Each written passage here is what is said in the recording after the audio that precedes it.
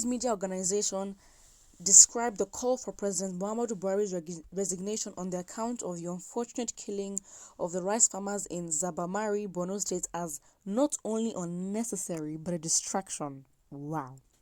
I mean, based on this sentence, I can for sure say that these people were not on social media, because if anybody has the chest to say this online, especially on Twitter, I mean, okay, Nigerians can be problematic, but when you come out and make statements like this, you're definitely being paid to do this. I mean, Nigerians will literally the right words will not even be allowed on YouTube guidelines. In a statement signed by Niyi Akinsiju and the group's chairman Cassidy Madueke, its secretary, the group described as untenable and misplaced the impression being created through unguarded statements by some persons that President Buhari is not on top of the national security situation. I mean, of course, we're going to have, in every society, we have this section of people that, you know what, they might need psychological evaluations, because it's even more embarrassing that these people are not northern. I mean, when you read the title, you think, oh, the Buhari media organization, they don't want him to resign. You'd actually think, oh, wow, your first reaction would be to assume that these people are from the northern part of the country. But to find that a Yoruba person is the group's chairman and the secretary is an Igbo person is the height of tokenism. It really is. It's like, it's the tactic. Oh my gosh. It's actually embarrassing at this point. The BMO, which is the Buhari Media Organization, was responding to recent comments attributed to some individuals and social-cultural groups since after the tragic killing of the farmers by Boko Haram, and challenged these groups and individuals to rise above personal interest to appreciate the broader national security picture dispassionately. There is no doubt that the security which has received policy and budgetary priority by Buhari's administration has witnessed improvement on several fronts, while new challenges are emerging and are being addressed.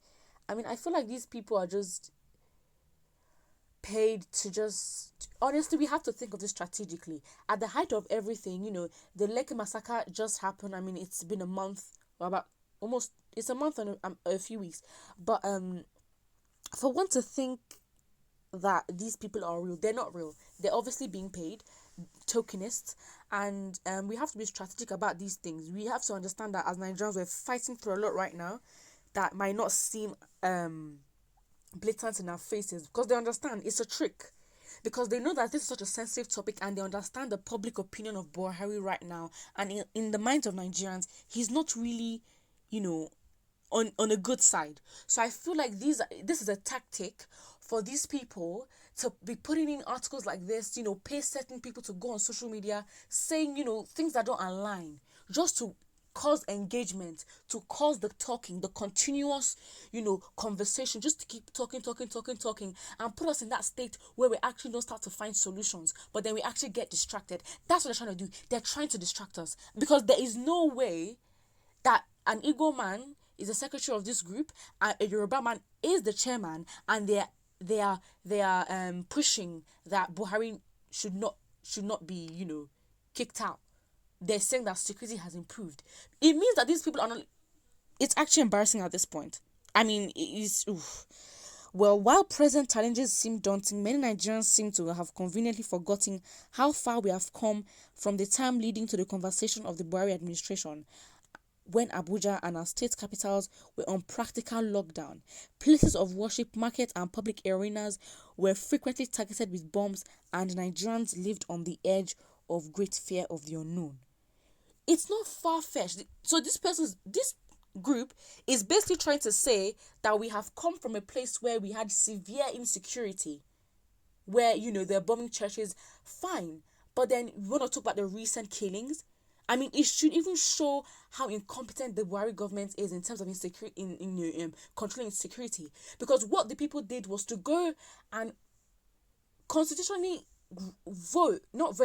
fight for their rights, to literally go and demand that things be changed. And they were peacefully protesting for so many days, and then these people were shot at. We have proof. The bullets, everything, it's online. We know what you guys. Now, it's actually embarrassing at this point. I mean, when people, you're trying to move forward, of course, we have the enemies of progress. We have the people from the village that would just try to, you know, make our progress not go forward. But, we kick these people out. We will not include them in anything that's going to happen in the future. It's highly embarrassing.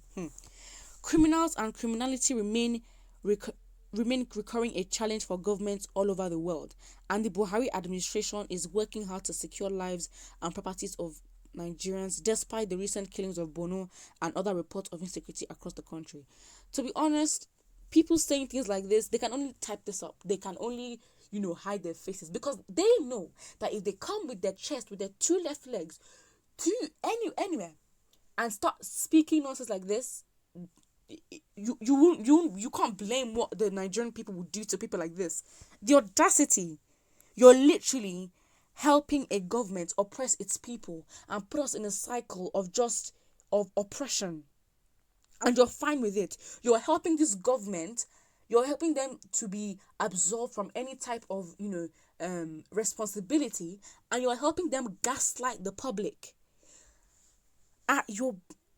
It's embarrassing. I mean, what? I mean, how much of an integrity can be bought? I mean, there's so many ways to make money these days. You really have to stoop low to, I mean, okay, fine, we understand the country is in a really, really bad state, but really, really, at the expense of the lives and the mental health of Nigerians and generations to come, you should be embarrassed. It's absolutely not. And to think that the fact was, when you even see the article, you'd assume that these people are from the north. And to think it's tokenism, because they're trying to use people from the tribes, from the obviously the Yoruba tribe. Obviously, they have their own issue with, they were literally gunning for Buhari, but they're sort of been a U-turn. And then the Igbos, it's actually embarrassing at this point. How would you be the Judas of your tribe? Well, a lot of people are saying a lot of hot comments, and everybody is annoyed. Someone says, let them migrate to Zamfara or Faskari in Katsina State. True.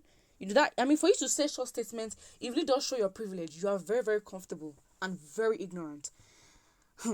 These BMO group of gangsteric hangers should be ashamed to speak in a sane society, because the reigns of their paymaster brought unimaginable hardships, misery, death and loss of human worth in such a way that we have never witnessed in our nation.